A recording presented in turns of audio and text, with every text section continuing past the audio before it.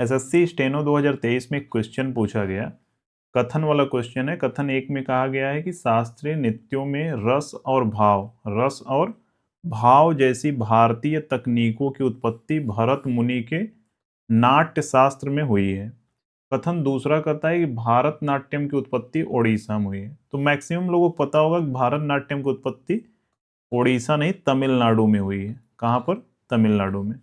तो दूसरा कथन तो गलत है, तो ये ऑप्शन अपने आप कट गया, ये भी कट गया। अब बचे 2 ऑप्शन। तो चलिए इसके बारे में थोड़ा जान लेते हैं।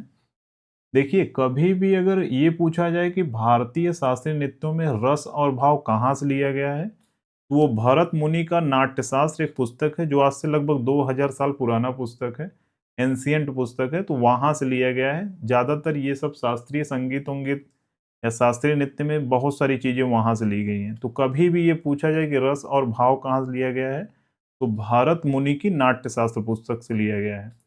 तो यहाँ पर यही कहा गया है कि रस और भाव जैसी भारतीय तकनीकों की उत्पत्ति भरत मुनि के नाट्यशास्त्र में हुई है। तो ये कथन बिल्कुल सही है। इसका आंसर क्या हो जाएगा? डी।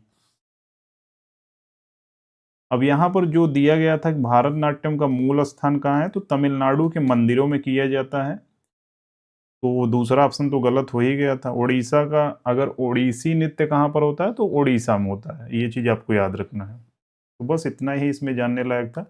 मिलते हैं नेक्स्ट वीडियो में। Thank you, thanks for watching.